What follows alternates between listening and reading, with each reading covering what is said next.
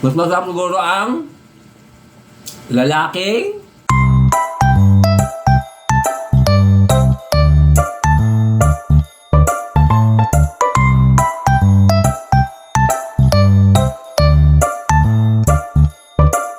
hello mga friendship! Eto, linggo na naman. Nandito na naman ako.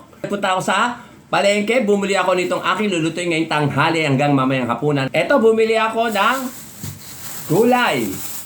Pakita ko sa inyo isa-isa na sana huwag po kayo magsama sa kapalunod sa akin at lagi ko sinasabi yung aking pinamili. Para malaman naman ninyo kung ano ang update ng mga bilhin dito sa amin, lalo-lalo na pag yung mga taga-ibang bansa, para malaman nila kung ano ang presyo at ikukumpara nila doon sa ibang bansa, lalo na sa USA. O, eto mga presyo, 40 pesos daw ang 1 kilo nito itong ampalaya, medyo tuwid, medyo baluktot.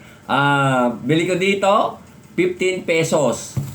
At itong sili, napakamahal. Mahal. Masyadong maharlika. Ilang piraso? 6, 5 pesos. Di ko na tinanong kung magkano 1 kilo. Basta sabi niya 15 at saka ito ay 5 piso tsaka kasi 20 pesos itong dalawa. Itong binili ko na ito. Mga fresh ship. Diyan ka muna planggala. Mamaya na may eksena. Ano ba? At ito, mais. Murang mais. Kumbaga sa bubot pa siya. Mura siya, hindi siya lagain. White corn. 50 pesos daw ang 1 kilo nito, mga fresh ship. Bili ko dito 25 pesos. Mahigit 1 kilo.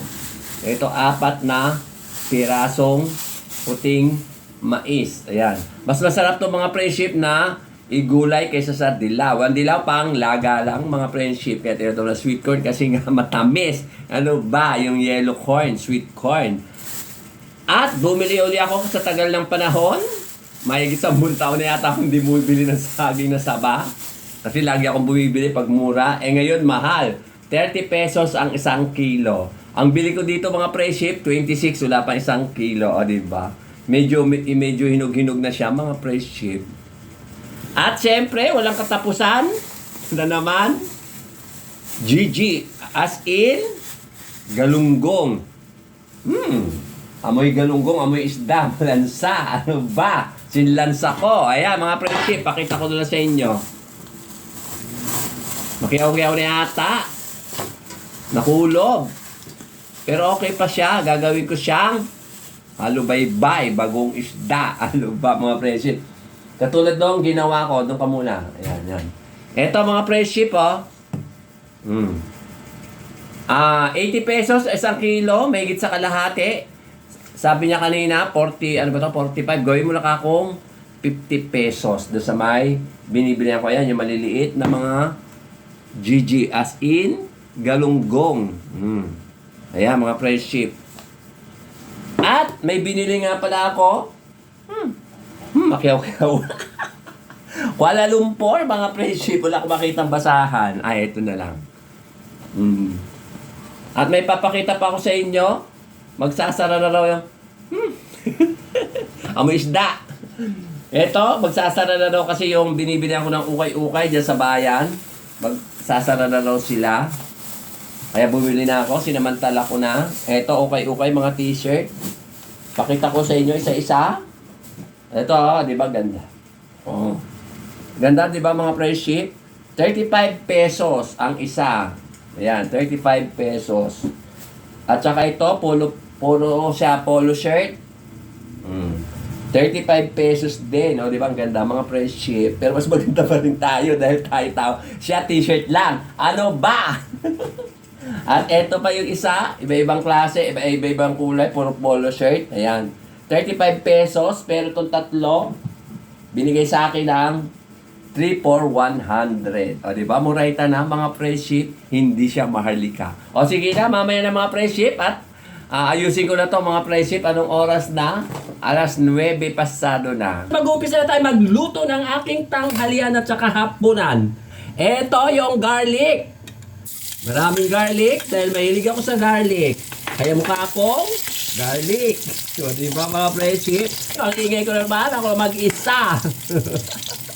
Ayan, golden brown na siya. Nalagay na natin ang red onion dati. Ngayon, purple onion. So, di ba mga friendship?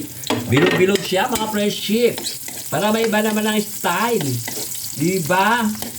Kaya ginawa kong bilog, round onion. O diba mga friendship? At isunod na natin ang main event. Main event nga ba ito mga friendship? Ang mais, murang mais. O diba? Wala pa siyang kamuang-muang, kaya ano siya mga friendship. Kumbaga, murang-mura pa siyang mais mga friendship at hindi siya panlaga, kundi panggisa. Ito ang tinatawag na suwam dito sa Kabyao. Gisa-gisa muna natin mga friendship. Sangkot siya ba tawag doon? Ayan, habang sinasangkot siya, habang inahalo, ay lagay na natin ang fish sauce at hindi halubaybay mga friendship. Ayan, konti lang muna. Baka mamaya maalat. At ilalagay na rin natin ang Knorr cubes. Kaya konti lang nilagay kong patis, baka mamaya maalat ng timpla nito sa pamamagitan ng Knorr cubes. O, di ba mga friendship? Gisa-gisa lang natin ang ganyan. Ayan. O, di ba parang ang lapot ata ng mais? Para siyang malagkit na para siyang sticky rice. O, ang bango ng amoy. Siyempre, naamoy ko. Kayo ba, naamoy nyo? Di ba hindi, mga friendship? Hindi nyo talaga ba amoy? Pero ako, amoy na amoy ko ang bango. Kasi bango ko, mga friendship. O, di ba? Amoy patis ba ako? At ilalagay na natin ang walang katapusang hugas bigas. Di ba? Try ko lang to sa mais. Kung okay lang, lagay na natin lahat. Gawin natin habang hinahalo. Kasi mas masarap ang maraming sabaw. At mamaya nga pala, eto yung yung Gigi, gagawin kong halubaybay, bagong isda. At eto naman, ipiprito ko. Terno dito sa sa swam, kung tawagin. Lagyan na rin natin ang betchin, mga friendship. Okay, lasa nito. Di ba? Kasi masarap, mga friendship. Talaga namang masarap siya. At takpan natin tong magic takip. Di ba mga friendship? Mga friendship, ito na. Tingnan nyo, ang ganda ng kulo. Kulong-kulo na siya, mga friendship. At ilalagay na natin ang ampalaya. O di ba? Isang tambak na ampalaya. Mas marami pa yata yung ampalaya kaysa doon sa mais. Sa coin. Ayan o, hindi ko tinanggal yung nasa gitna kasi malambot pa siya, mga friendship. Ganun talaga ako magluto. Pag malambot pa yung nasa gitna ng ampalaya, hindi ko na tinatanggal, mga friendship. At ang sabi ng friend ko, bakit daw hindi ko binababad sa tubig na mainit ba yun o malamig ba, tapos lalagyan daw ng asin para daw mawala ang pait daw ng ampalaya. Pero hindi talaga ako naggagaroon, mga friendship. Ayoko tanggalin ang karapatan ng ampalaya. Karapatan niya talaga mapait, kaya tilo ang ampalaya. Kaya nga bitter di ba mga friendship?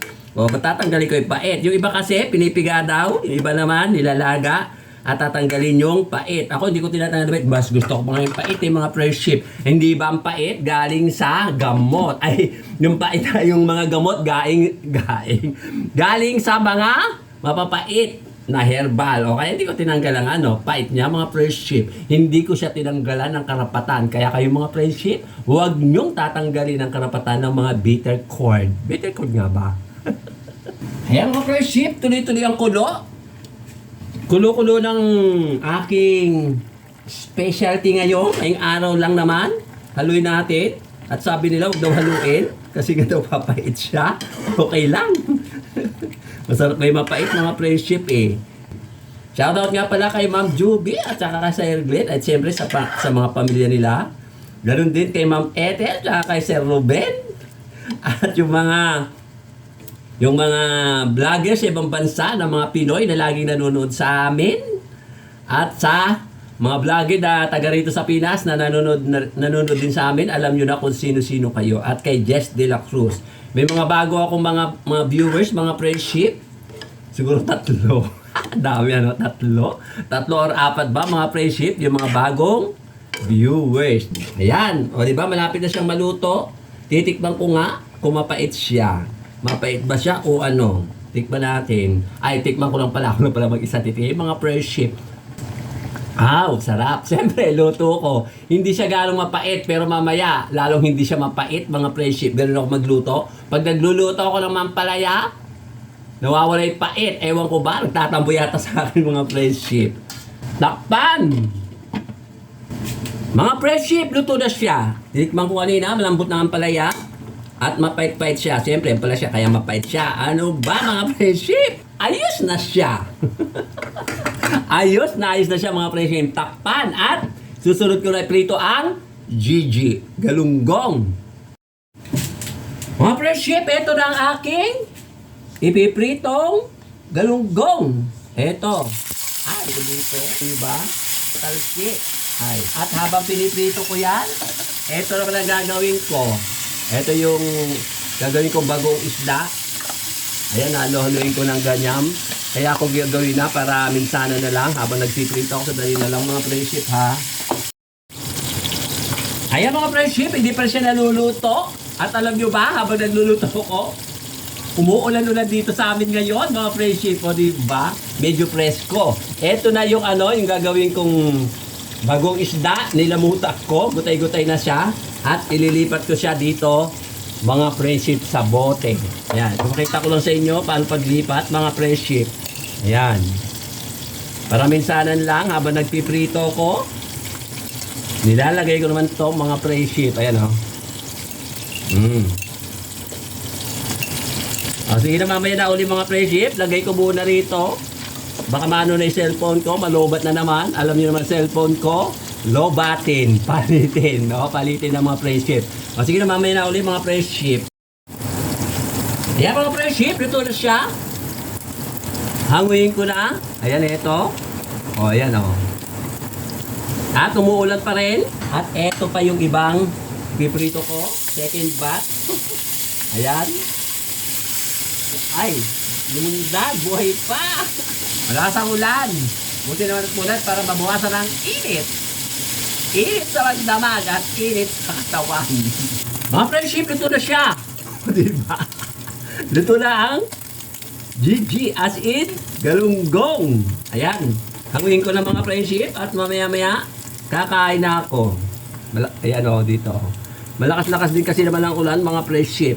Mga friendship, ito lang aking finished food. Di ko alam kung anong tawag dito. Kung ginisang mais na mayroong ampalaya o ginisang ampalaya na may mais. Bahala na kayo mga friendship kung anong tawag nyo dito mga friendship. At eto pa yung isa, yung Gigi. Ayan, ang dami. Bali siyam yan mga friendship. Pero malilit lang naman mga friendship. Kaya eto ang aking ulam ngayong tanghali at saka mamayang gabi. Mga friendship, kain na tayo. Ito yung ulam ko. Ayan, mga friendship. Ginisang ginisang kamatis. Ginisang mais na may ampalaya or ginisang ampalaya na may mais na may siling green. Kain na tayo mga friendship. Magandang tanghali nga pala sa inyong lahat. Ito, titikman na natin ang aking niluto. Ayan.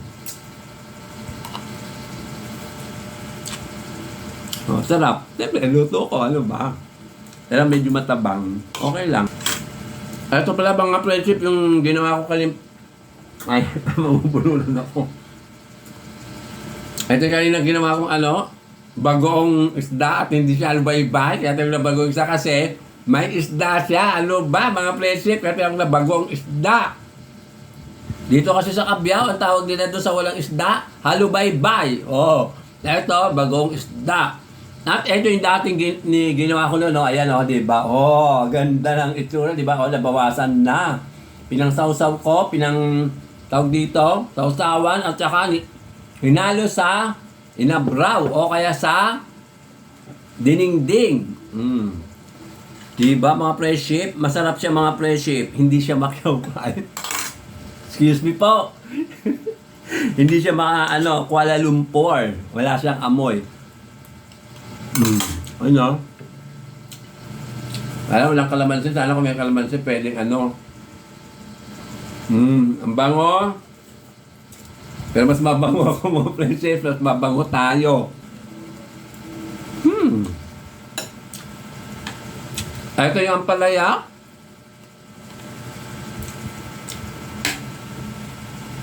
Yun ang sinasabi ko.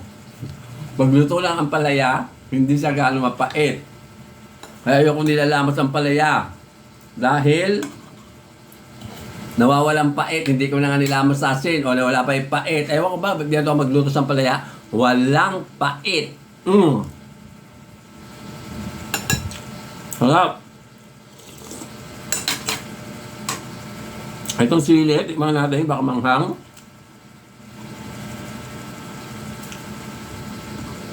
Ay, hindi siya manghang mga friendship.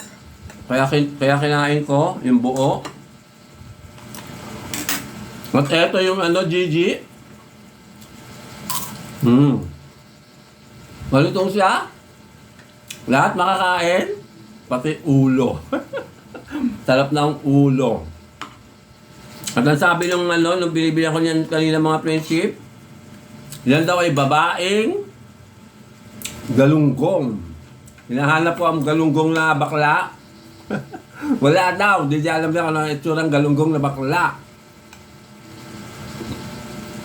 Kasi yung galunggong na matulis, ano daw, 130 ang kilo kanina. Medyo, hindi masyadong malaki, karamtaman lang. Pero mas malaki pa rin dito. Ito medyo maliit eh. Kaya mura 80 pesos kasi babae daw. Mas mahal daw ang lalaki. Ano ba? Ang bakla kaya? Katulad ng alimango. May tinatawag silang babae, may lalaki. Tapos mayroon pang bakla. Doon sa may sa may talangka. Kung tawagin ito, pehe. May bakla, may lalaki daw doon, may babae. Mas mahal ang... Ano ba mas mahal? Babae. Bakit sa galunggong mas mahal ang lalaki? O di ba mga friendship? Maghanap ako ng bakla. Baklang isda na galunggong. O di ba mga friendship? Baka malay mo, masarap ang baklang galunggong. Pero hindi kami talo mga friendship. Ayaw ko ng jokla na galunggong.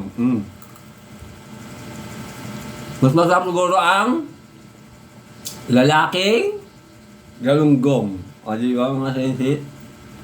Kasi that, babay na mga friendship, pinakita ko lang kung paano kainin ang aking niluto na ako'y nag-isa. Wala akong kasamang iba. Lagi na lang akong nag-iisa at walang kasama kundi ang isda at ito. At ito kasama ko ngayon. O babay na mga friendship. Thank you for watching.